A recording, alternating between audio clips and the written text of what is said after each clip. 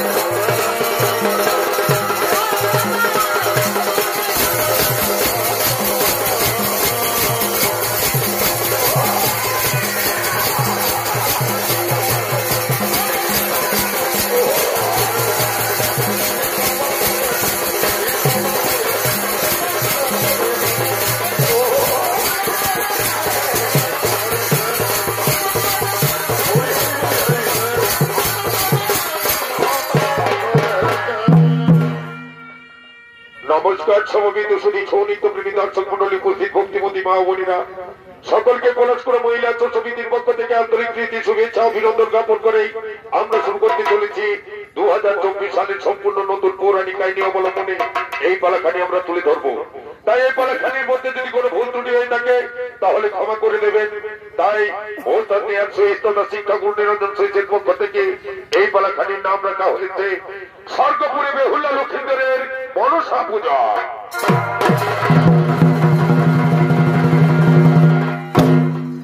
ওদিকে বেহুলা তবু তার সেই মৃত স্বামীকে লয়ে তব করুণ কাতর আত্মনাতে কাঁদতে কাঁদতে তব সেই নদীর কিনারায় তখনই নেতাই খবিন তাকে নিয়ে গিয়েছিল তব সেই স্বর্গপুরে তার স্বামীর প্রাণ ফেরানোর জন্য।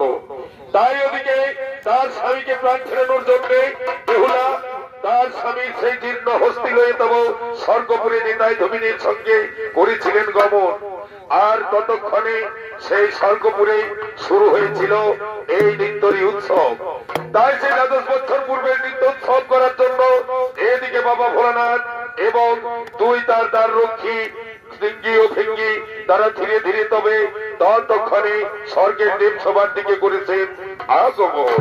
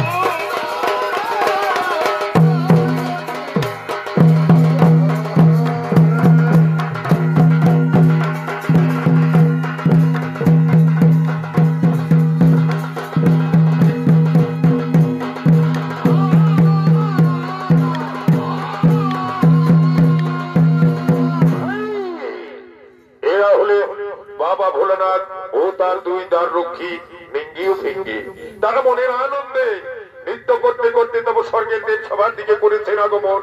তাই শুধু দর্শক মন্ডলী এতক্ষণে আপনাদের আলোকিত বাসিত মহান রঙ্গমঞ্চে বাবা ভোলানাথের ভূমিকায় যিনি নৃত্য বিনয় করছেন ইনি হলেন আশা শহীদ।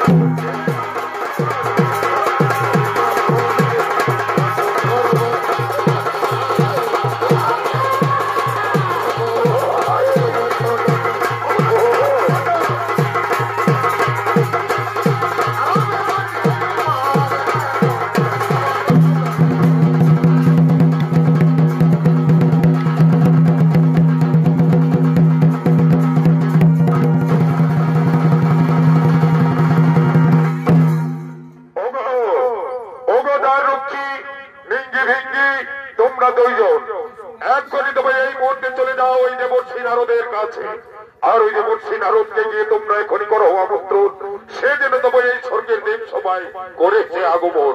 যাও বিলম্ব না করে বলো তবু বাবা ভোলানাথের আমন্ত্রণে আমন্ত্রিত হয়ে তোমার দেব সবাই করিতে হইবে গমন। ঠিক আছে প্রভু, ঠিক আছে, সে কাজ তবু আমরা করিব এখন, বিলম্ব না হিতব আপনার দেওয়া প্রতিশ্রুতি অক্ষরে অক্ষরে করিব পালন। এক্ষণি তব দেবর্ষী নারদের করিতে যাব মোরা মন্ত্র।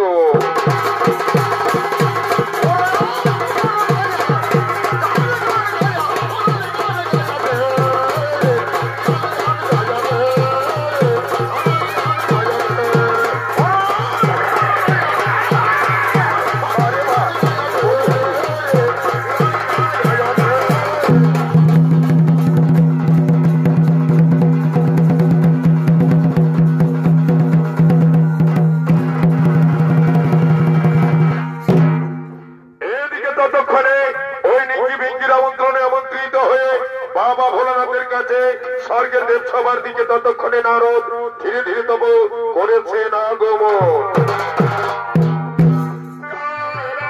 রাধে কৃষ্ণ কৃষ্ণ গোবিন্দ গোবিন্দ পালনে নারায়ণ নারায়ণ নারায়ণ রাধে রাধে কৃষ্ণ কৃষ্ণ গোবিন্দ গোবিন্দ পালনে ওই হই গোবিন্দের নামটি মনে লইয়া গোবিন্দের নামটি মনে লইয়া নয়নে মিলে সদাই দেখা গায় রাধে রাধে কৃষ্ণ কৃষ্ণ গোবিন্দ গোবিন্দ।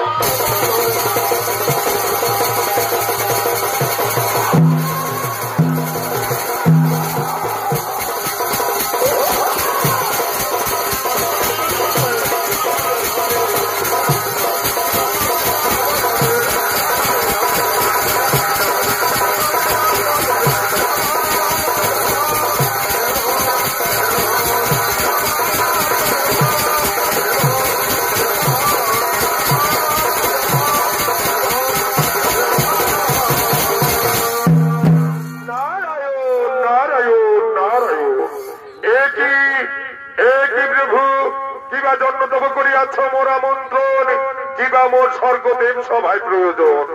ওগো ওগো দেবর্ষী নারদ দেব তোমার এই জন্য ডেকেছি। ওই 12 বছর পূর্বে যা করিয়াছিলাম স্বর্গের দেব সভায় ওই নিত্য উৎসবের আয়োজন, সেই নিত্য উৎসবের আমার বড় প্রয়োজন। তাই সেই নিত্য উৎসবের আয়োজন করার জন্য তোমায় দেব ডেকেছি এখানে। তোমারে দেব করিতে হইবে ওই 33 কোটি দেবতারই আমন্ত্রণ।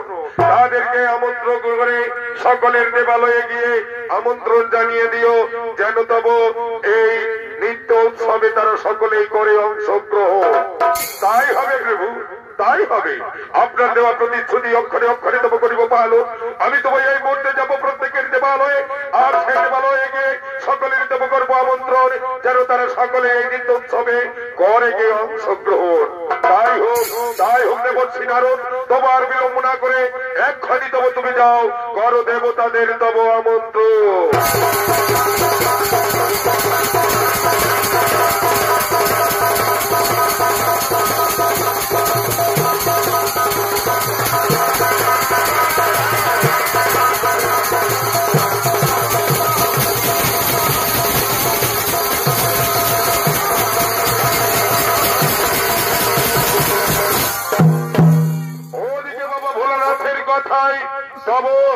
ওই দেবর্ষী নারদ 33 কোটি দেবতার করেছেন আমন্ত্রণ। তাই সেই আমন্ত্রণ আমন্ত্রিত হয়ে 33 কোটি দেবগণ সকলেই তব ধীরে ধীরে তারা ওই স্বর্গের দেব সভার দিকে নিত্য উৎসব দেখার জন্য করেছেন আগমন।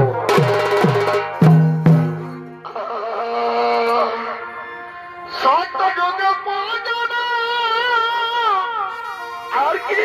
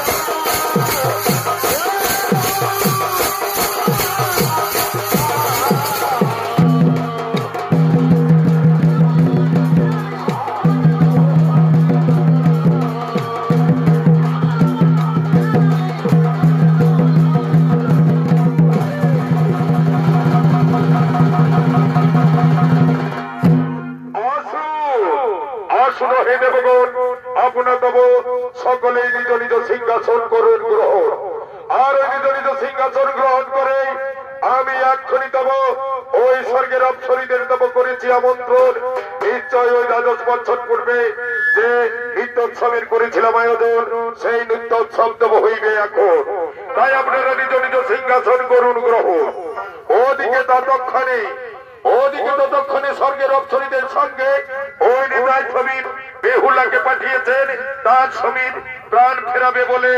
ওই বেহুলাও তাদের সঙ্গে স্বর্গের ওই নৃত্যোৎসবে করেছে অংশগ্রহণ। তাই সঙ্গে বেহুলাকে লয়ে নৃত্য দেখিয়ে তাই মন মজিয়ে তার স্বামীর প্রাণ ফেরাবে এই আশা আকাঙ্ক্ষা নিয়ে নয় চলেছেন তব অপ্সরীদের সঙ্গে নৃত্য করতে ওই স্বর্গপুরীর দেব সভায়। ও গলা যে কেরি গায়ের গলা, ও গলা যে কেরি গায়ের গলা, ওরে ভাই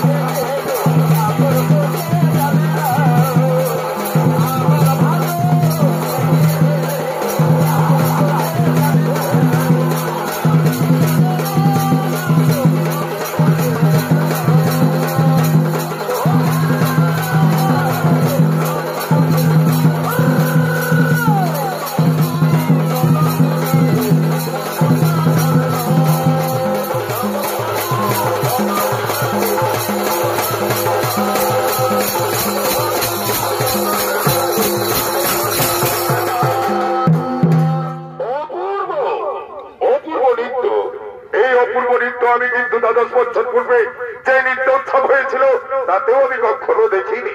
বাহ, কি চমৎকার নৃত্য নিতেছ তোমরা। সমস্ত দেবগণের হয়েছে তবু মনের জয়। তাই তাই তো তোমাদের যেমন ভাবে আমরা করি পুরস্কৃত, তাই এবার সমস্ত দেবগণ মিলে আমি তোমাদেরকে তাদের আহ্বানিত করবো পুরস্কৃত। ওগো ওগো স্বর্গের অপ্সরীগণ, তোমরা ও তিলোত্তমা, ওগো রম্ভা, তোমরা সকলে যে নৃত্য পরিবেশন করেছ, এই নৃত্য দেখে আমরা হয়েছি মুক্ত। তাই এসো এসো রম্ভা, এসো, তোমাকে আমি প্রথমে দেব করি তোমার পুরস্কার প্রদান।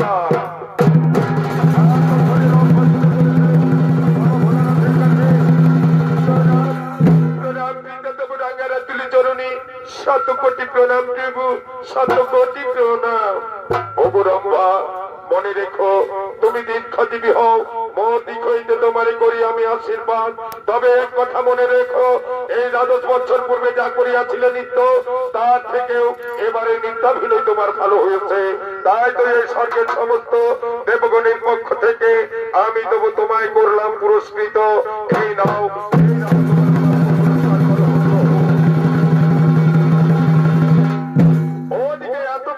তিলোত্তমাকে ডেকে নিলেন বাবা ভোলানাথ, তারে তবু করবেন পুরস্কৃত। তাই তিলোত্তমা এতক্ষণে চলেছেন তবু বাবা ভোলানাথের কাছে পুরস্কার করিতে গ্রহণ।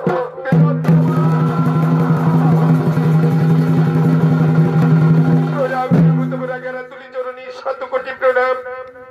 তথাস্তু, দীর্ঘজীবী হও, দীর্ঘজীবী হও তিলোত্তমা, তুমি দীর্ঘজীবী হও। তাই তো তোমারে বলি, এই নাও স্বর্গের সমস্ত দেবগণের আলোচনায় আহ্বানে আজ তোমারে করিলাম এই নৃত্যের জন্য এই পুরস্কার প্রাপ্য, তুমি তব করো গ্রহণ। তাই হোক প্রভু, তাই হোক। এই পুরস্কার গ্রহণ করে আমি ধন্য হলাম প্রভু, ধন্য হলাম প্রভু, ধন্য হলাম।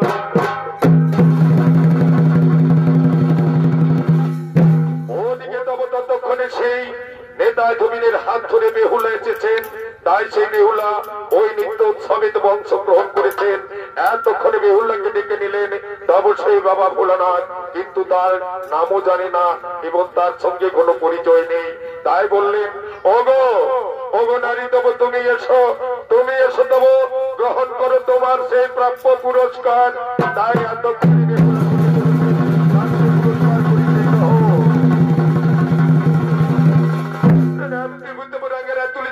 শত কোটি প্রণাম।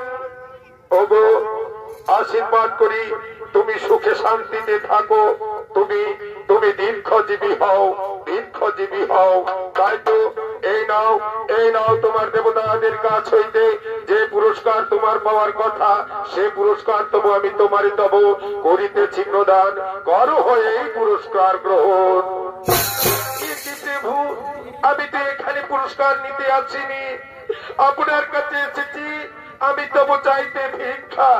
ভিক্ষা বলো, তুমি ভিক্ষা চাইতে এসেছ, কিন্তু আমি যে তোমারই কখনো স্বর্গপুরে দেখিনি। বলো তব কি বা তোমার নাম, কোথায় তব ধাম, কি কারণে বা এসেছ তব এই স্বর্গপুরে? ওগো প্রভু দয়াময়, ওগো প্রভু দয়াময়, আমার মর্তলোকে তব ধাম, বেহুলা আমার নাম, আর আসিয়াছি তব আমার পতির ফেরাইতে প্রাণ। তাই আমি চাইছি আপনার কাছ থেকে আমার পতির ভিক্ষা।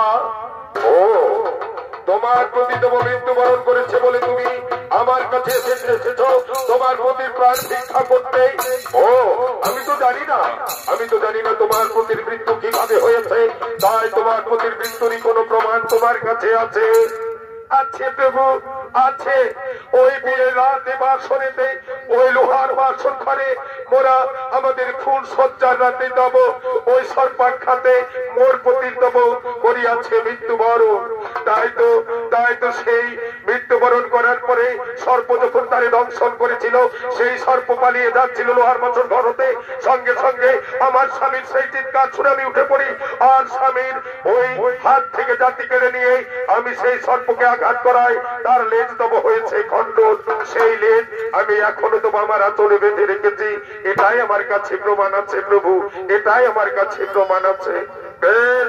তাই যদি হয় তোমার স্বামীর যদি সত্যি সত্যি সর্পাঘাতে হয়েছে মৃত্যুবরণ, দেখাও দেখাও তবু তোমার ওই প্রমাণ, সর্পের লেজ খণ্ড।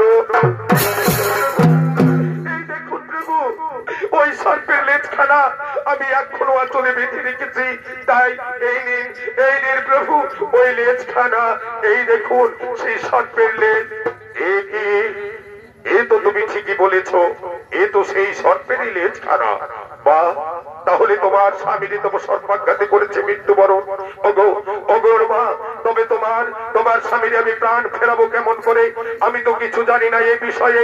তবে আমি একবার দেখি সমস্ত দেবগণের জিজ্ঞাসা করে, যদি তোমার স্বামীর কোনো খোঁজ আমি পাই, কিভাবে তার হয়েছে মৃত্যুবরণ, কে বা করাইছে তোমার স্বামীর মৃত্যুবরণ, তাহলে তোমার স্বামীর প্রাণ নিশ্চয়ই আমি ফেরাবো এখন। ওগো দেবগণ, কেউ কি জানো এই বেহুলার স্বামী ওই লক্ষিন্দরের মৃত্যুরই কারণ?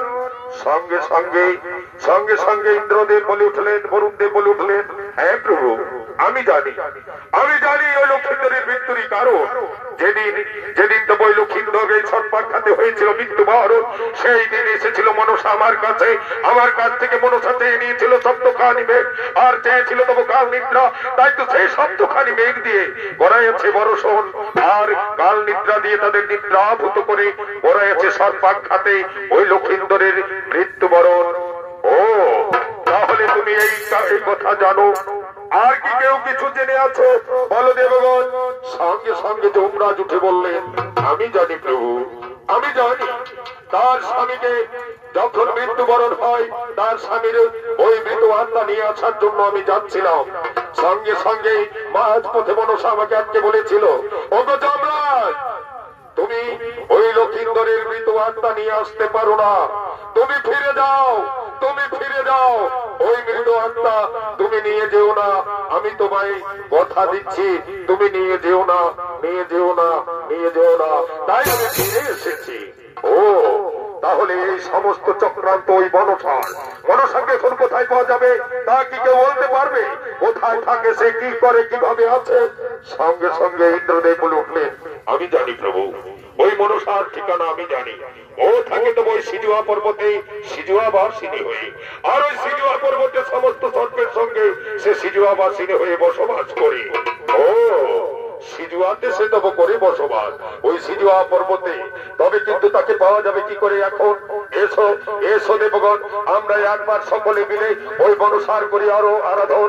নিশ্চয় তব সেই মনসা এই স্বর্গের দেব সভায় সে করিবে আগমন। তাই হোক প্রভু, তাই হোক। আমরা আপনার সঙ্গে সকলেই ওই নারীর প্রতি প্রাণ ফেরানোর জন্য ওই মনসার তব করিব আরাধন। তাই হোক দেবগণ, এসো সকলে মিলে তব করো ওই মনসারই আরাধন।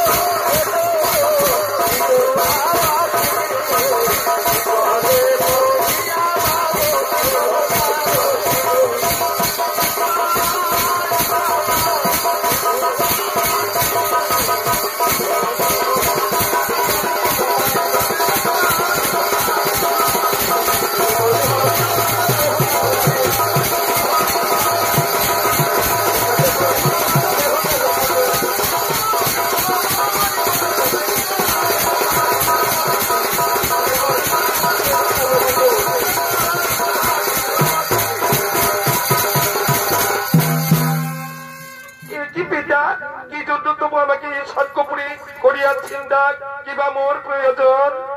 ওগো মনসা, তুমি শুনে রেখো, তুমি তবু বড় অন্যায় করেছ। একজন নারীর পতির প্রাণ তবু তুমি করেছ হরণ, তাই তো তার পতির প্রাণ ফেরাতে হবে তোমায় এখন। কেন কেন তবু এ কাজ করেছ মনসা? তার পতির প্রাণ তুমি ফেরাইয়ে দাও। না না পিতা, আমি এই কিচ্ছু জানি না। আমি কারো স্বামীর প্রাণ দিইনি, আর কারো স্বামীকে ওইভাবে আমি হত্যা করিনি। এটা ভুল পিতা, এটা ভুল। আমাকে এই স্বর্গপুরে ডেকে এইভাবে দেবতাদের কাছে অপমান করা তোমার ঠিক হয়নি পিতা, তোমার ঠিক হয়নি। তুমি আমার কথায় তর্ক করো না। তুমি যা অন্যায় করেছ তা আমি প্রমাণ স্বরূপ আমি তোমাকে প্রমাণ দেব। তাই তো তুমি মনে রেখো, তুমি যে সর্প পাঠিয়ে গড়াইয়াছিলে তুমি দংশন, সেই সর্পের লেজখানা এখনো রয়েছে বেহুলার আঁচলে বাঁধা। আর তুমি ওই বরুণ দেবের কাছ থেকে তো মেঘ চেয়ে নিয়েছ, সপ্তখানা মেঘ, আর চেয়েছিলে তুমি কাল নিদ্রা। তাই তাদের কাল নিদ্রা নিদ্রাভূত করে ওই মেঘের বর্ষণে ঝড় বৃষ্টির রাতে ওই সর্পকে দিয়ে তুমি করাইছ লক্ষিন্দরের দংশন। আর ওদিকে লক্ষিন্দরের মৃত আত্মা নিয়ে আসার জন্য যখন যমরাজ যাচ্ছিল, তখন তুমি যমরাজকে মাঝ পথে তুমি তাকে ফিরিয়ে দিয়েছ, তার মৃত আত্মা নিয়ে যেতে দাওনি। বলো, এই কাজ তুমি করনি? ওগো পিতা, ওগো পিতা, আমায় ক্ষমা করো পিতা। আমি বড় বিপদে পড়ে এ কাজ করেছি পিতা, আমি বড় বিপদে পড়ে এ কাজ করেছি। ও, তাহলে তুমি স্বীকার করছো তুমি এ কাজ করেছো? তাহলে বিলম্ব না করে ওর পতির প্রাণ তুমি এই মুহূর্তে ফিরাইয়ে দাও। কিন্তু পিতা গো, কোন সর্পদারি করেছে দংশনটা তো আমি জানি না। সেই সর্পদের আমার বড় প্রয়োজন। যদি বেহুলার ওই আঁচলে বাঁধা রয়েছে তবু সেই সর্পের লেজ টুকরা, তাই তো সেই লেজ খণ্ডন দেখেছেন, তাই তো সেই সর্পের নিশ্চয় লেজ খণ্ডন থাকবে। তাই আমি এখন সর্পদের করিতেছি আহ্বান, নিশ্চয় হইবে প্রমাণ যে কোন সর্প করেছে বেহুলার স্বামী লক্ষিন্দরেরই ধ্বংস। তাই করো, তাই করো মনসা।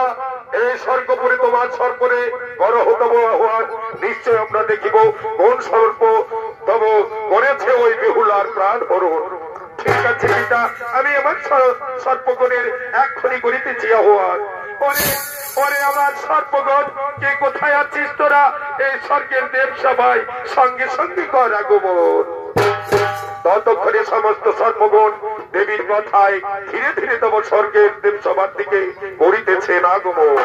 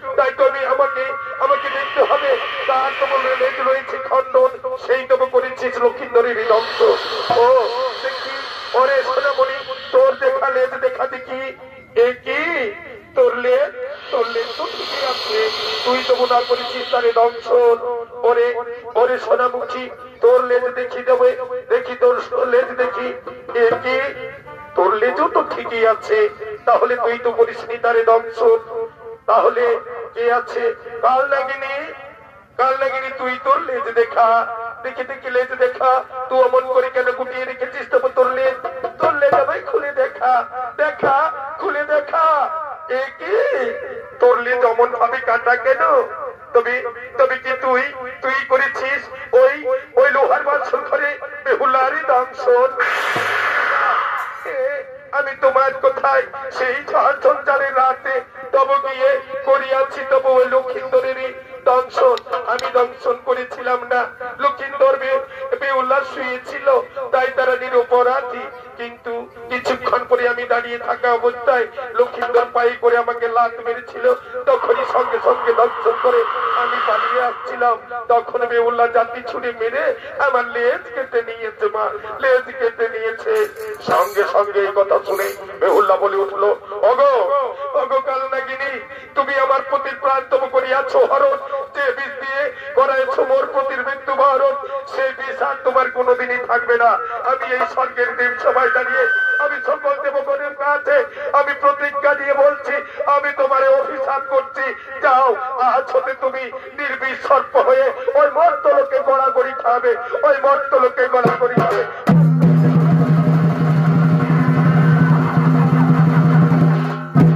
এতক্ষণে সেই কালনাগিনী সমস্ত সর্প ক্ষোভে দুঃখে কাঁদতে কাঁদতে ওই সিজুয়া পর্বতের দিকে ততক্ষণে করেছেন গমন।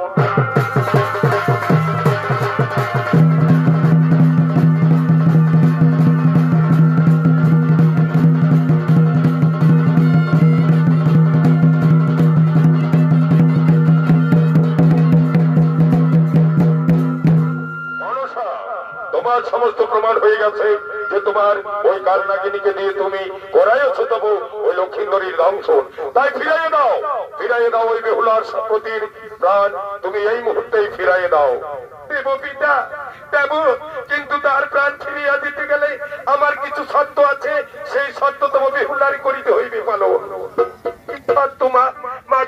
বলো মা, কি শর্ত? যে শর্ত পালন করতে পারলে আমি আমার পতির প্রাণ ফিরিয়ে পাবো, আমি সে শর্ত অক্ষরে তবে করিব পালন। বেশ, তাহলে শোনো শোনো গো বেহুলা, তোমার যে শর্ত করিতে হইবে পালন, সেই শর্ত শুনে রেখো। তোমার স্বামীর আমি ফেরাইব প্রাণ, তারপরে তোমার স্বামীকে লয়ে এই স্বর্গপুরে করিতে হইবে আমার পূজা, দেবী রূপে তোমার আমারে দিতে হবে, করিতে হইবে বরণ। আর একটা কথা মনে রেখো, তোমাকে তবে ওই মর্তলোকে গিয়ে তোমার শ্বশুর চাঁদ বেড়েকে দিয়ে করাইতে হবে মনসা পূজা। আর মনে রেখো, তোমাকে ওই নগরে নগরে তোমাদের রাজ্যে সকলেই যেন আমার পুজো করে, এই শর্ত তোমার অক্ষরে অক্ষরে করিতে হইবে পালন। তাই হবে মা, তাই হবে। তবুও আমার পতির প্রাণ তুমি ফেরাইয়ে দাও মা, আমার পতির প্রাণ তুমি ফেরাইয়ে দাও। ঠিক আছে, শুনে রেখো মনসা, আর বিলম্ব না করে বেহুলার পতির প্রাণ ফেরাইয়ে দাও। বেহুলা তুমি দাও তোমার স্বামীর ওই জীর্ণ হাড় গুলো কোথায় আছে, তাই আমার হাতে তুমি তুলে দাও। এই দেখুন প্রভু, আমার স্বামীর জীর্ণ হাড় ওই মৃত্যুর দিনের পর থেকে আমি একটু এদিক ওদিক হতে দিইনি, সব এই পুটুলিতে বেঁধে আমি নিয়ে এসেছি স্বর্গপুরে। এই নিন প্রভু, এই পুটুলিতে আমার স্বামীর সেই জীর্ণ হস্তি, সমস্ত হস্তি দেব এই পুটুলির মধ্যেই রয়েছে। বান্দা দেখি দাও দাও দাও। এই তো পুটুলির মধ্যে তোমার স্বামীর সমস্ত জীর্ণ হাড় বর্তমান রয়েছে। কিন্তু মাগো, এই যে বড় অসহায়, তার প্রাণ ফেরাতে গেলে একটাকে তোমার একটি কাজ করতে হবে। ওই কাজটা তোমায় এক্ষুনি যেতে হবে তবু সেই মর্তলোকে। আর মর্তলোকে গিয়ে তুমি নগরে নগরে ওই পঞ্চম ভিক্ষা নিয়ে তবে দেবীর পায়ে করিবে অর্পণ, তবে হইবে ওই পঞ্চম আত্মা করিবে প্রদান, তবেই তোমার স্বামী ফিরাইয়ে পাবে প্রাণ, ফিরাইয়ে পাবে প্রাণ, ফিরাইয়ে পাবে প্রাণ। তাই তো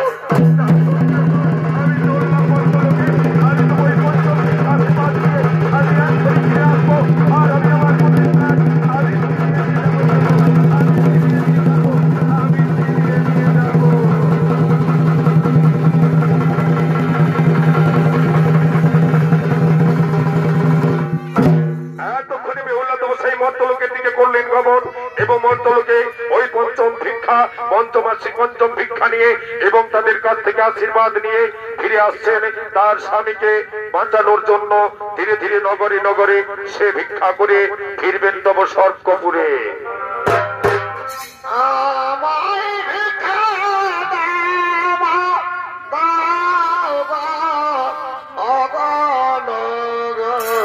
বাসি ভিক্ষাদামা ভিক্ষাদামা ইলাই বাপতি আমি ভিক্ষাদামা দাদা অগনগর বাসি ভিক্ষাদামা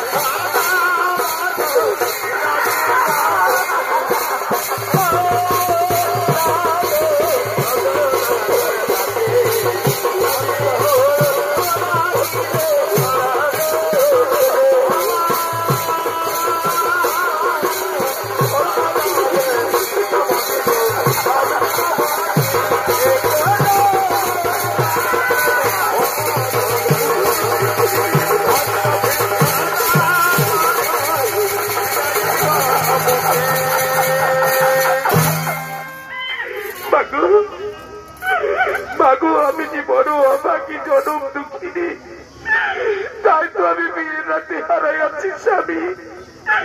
তাই তো তোমার এই কথা মতে আমি ওই নগরে নগরে ভিক্ষা করে পঞ্চম ভিক্ষা নিয়ে আমি সকল মানুষের কাছে আশীর্বাদ নিয়ে আমি আসিয়াছি মা। আমার স্বামীর প্রাণ ফেরাইয়ে দাও মাগো, আমার স্বামীর প্রাণ ফেরাইয়ে দাও। এই দাও মাগো, ওই পঞ্চম ভিক্ষা তোমার পায়ে করিলাম অর্পণ। ফেরাইয়ে দাও মা, ফেরাইয়ে দাও তবু মোর স্বামীর প্রাণ।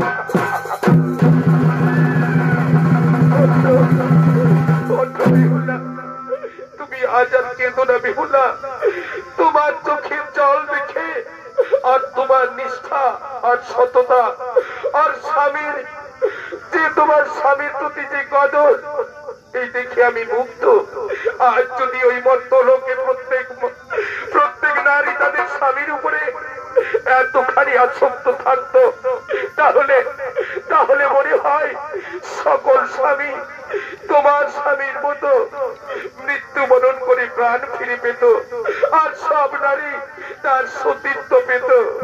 বেহুলা, আজ আমি এই তব স্বর্গপুরে দাঁড়িয়ে তোমাকে বলে রাখছি, যাও, তোমার এই সততা নিষ্ঠার জন্য তোমাকে আমি আশীর্বাদ করছি। আজ থেকে তুমি ওই মর্ত লোকে গিয়ে সকলের কাছে যুগে যুগে তুমি হয়ে থাকবে সতী বেহুলা, সতী বেহুলা, সতী বেহুলা।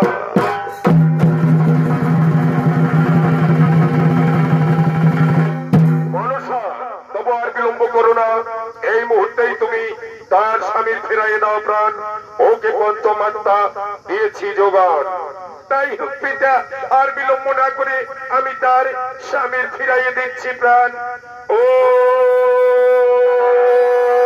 জীবন্তহীন মোহর বাহ, ও নম জীবন্তহীন মোহর বাহ, ও নম জীবন্তহীন মোহর বাহ, ও নম জীবন্তহীন নম।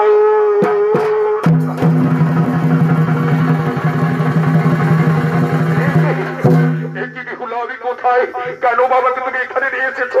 কি বা হয়েছে মোর? কি জন্যই বা এই এত বড় দিন সমাগম? সেখানে আমি ও গোস্বামী, এখানে তো আর আমার কিছু বলার নেই, এত কথা বলা যাবে না। তোমাকে আমি বাড়িতে গিয়ে ওই বসে বসে সব কথা বলবো। এখন চলো, আমি যে শর্ত সাপেক্ষে বাধা, তাই সে শর্ত আমি করিব পালন। এসো স্বামী, আমরা দুজন মিলে দেব ওই দেবীর পায়ে দেব পুষ্পাঞ্জলি, তাকে দেবী রূপে দেব এক স্বর্গপুরে, তারে প্রতিষ্ঠিত করে আমরা মর্তলোকে ফিরে যাব। এসো এসো স্বামী, এই নাও তব ফুল করো গ্রহণ, তাও তব তার পদতলে পুষ্পাঞ্জলি করো তারে পূজা। তাই এতক্ষণে বেহুলা এবং লক্ষ্মীধর স্বর্গপুরে মনসার পূজা শুরু করলেন বাবা ভোলানাথকে কাছে রেখে 33 কোটি দেবতার কাছে। তাই তাদের পূজা এখন শুরু হলো। ও নাস্তিক মাতা ভগিতা সুবিধাতা চলৎকার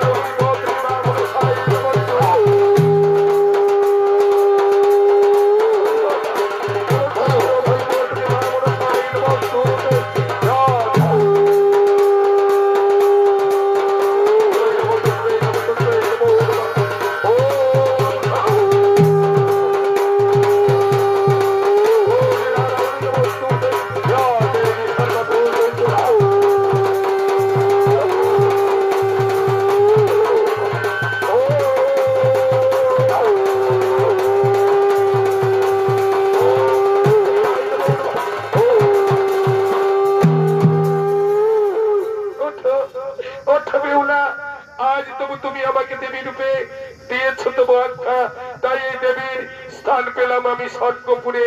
আজ হতে হলো আমার পূজা, তাই তুমি ওই মর্তলোকে তোমার শ্বশুরকে দিয়ে পূজা করাইও, আর নগরে নগরে সকলের পূজা আমার করাবে। তাই তো তোমাকে এখন আমরা বিদায় দিচ্ছি। যাও, তোমার ওই স্বামীর লয়ে তুমি সুখে স্বচ্ছন্দে সংসার করে খাও, তুমি দীর্ঘজীবী হও, তুমি দীর্ঘজীবী হও, তুমি সুখী হও বেহুলা, তুমি সুখী হও, তুমি সর্ব সুখী হও মা। তাই এতক্ষণে মহানন্দে তব 33 কোটি দেবতা মনসা পেল তব তার সে দেবী রক্ষা, তাই সঙ্গে সঙ্গে এসে পেল তব স্বর্গের সিংহাসন মহানন্দে দেবী আখ্যা পেয়ে এদিকে ততক্ষণে বেহুলা লক্ষিন্দর মা মনসার নাম সংকীর্তন করতে করতে তারা মর্তলোকে হলো বিদায়। আর দেবগণ নিজ নিজ নিজ দেবালয়ের দিকে করেছেন গমন। জয় জয় মা মনসা জয় বিশ্বহরিত মঙ্গল হরি মাধব।